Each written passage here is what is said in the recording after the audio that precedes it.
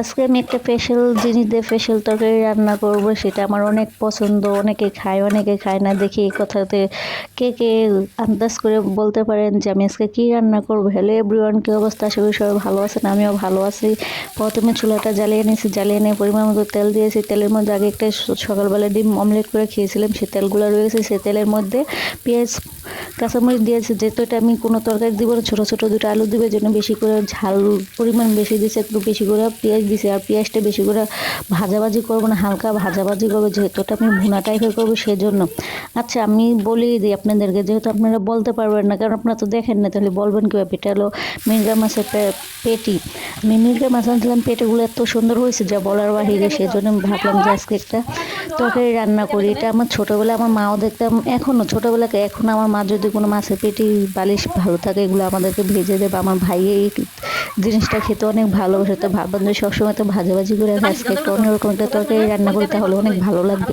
তো যেই কথা সেই কাজ করে ফেললাম, তরকারিটা রান্না করে ফেললাম। এত মজা হয়েছে যা বলার বাহিরে। দেখেন আমি ভিডিও এডিট করতেছি, দেখে দেখে মুখে আরও পানি চলে আসতেছে। মানে খাইছি, খাওয়া শেষ হয়ে গেছে, এখন ভাবতেছি মনে মনে ভাবতেছি যদি আবার খেতে পারতাম।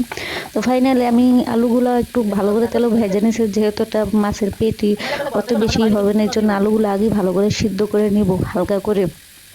পরিমাণ মতো আদা রসুন বাটা দিয়েছি। আমি সব কিছুতে আদা রসুন বাটা খাই, যেহেতু সব জিনিস ফরমাল জিনিস সেজন্য আদা রসুন বাটা দেওয়ার চেষ্টা করি। হলুদ মরিচ সব কিছু দিয়েছি। এখন একটু হালকা পানি দিয়ে একটু ভালো করে কষিয়ে নেব, যেহেতু আলুটা একটু কষাইতে হবে ভালো করে, যেহেতু মাছের পেটা সেজন্য আগে বেশি ভালো ভালো করে কষাতে হবে। যে আলুটা ভালো করে কষিয়ে নিয়েছে, এখন আবার আরেকটু পরিমাণ মতো পানি দিব, দিয়ে আরেকটু ভালো করে কষিয়ে নেব, যাতে আলুটা ভালো করে আরেকটু সিদ্ধ হয়।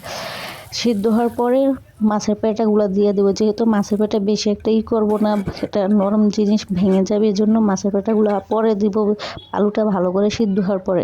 তো আচ্ছা, আপনারা কে কে এই তরকারিটা খেয়েছেন বা মাছের পেটি খান অবশ্যই কমেন্টস বক্সে জানাবেন। অনেকেই খায় জানে, কিন্তু মানুষের লজ্জার শরমে ভয় বলে না, কিন্তু বাইরে লজ্জা শরমের কিছুই না। যেটা আমি খাই সেটা আমার বলতে সমস্যা কি? এই যে দেখেন মাছের পেটাগুলো আর মাছের বালিশগুলো দিয়ে দিচ্ছে, আমরা তো এগুলো বালিশ বলি। এই বালিশগুলো আমার খেতে অনেক ভালো লাগে। বড় লোকে ভাব দেখালে হবে না, আমার আল্লাহ কপালে যখন রিজিকে যা লেখা রাখবে তাই খাবো, তাই না? অত ভাব দেখে লাভ আছে? অনেকে খায় কিন্তু বলে না যে মানুষ কি ভাববে না না ভাবে। আসলে মানুষ কি ভাবলো না না ভাবলো সেটা তো দেখার দরকার না, আমার যেটা ভালো লাগে আমি সেটাই তো খাবো, তাই না? তো ফাইনালি আমার তরকারিটা প্রায় হয়ে গেছে। এখন আমি বেশি করে এটার মধ্যে ধনিয়া পাতা অ্যাড করবো, যেহেতু ধনিয়া পাতা বেশি একটা দিলে আরও বেশি ভালো হয়। তরকারিটা এত ভালো হয়েছে যা বলার বাহিরে। তো ফাইনালি আমার তরকারিটা হয়ে গেছে। এখন আমি ছোট একটা পাতিলে ঢেলে নেবো, যেহেতু তরকারিটা অল্প একটু, এত বড় কড়াইতে তো ভালো দেখা যায় না, জন্য ঘরে নেওয়ার আগে আরেকটা ছোট পাতিলে ঢেলে নিছি। তো আজকের রান্নাটা কেমন হয়েছে অবশ্যই কমেন্টস বক্সে জানাবেন। পরবর্তী আরেকটা নতুন ভিডিও নিয়ে চলে আসবো। আমার ভিডিওটা যদি ভালো লাগে অবশ্যই শেয়ার করে দিবেন। আর এরকম রান্না করে কে কে খাইছেন অবশ্যই জানাবেন। আজকে ভিডিওটা এই পর্যন্ত। আল্লাহ হাফেজ।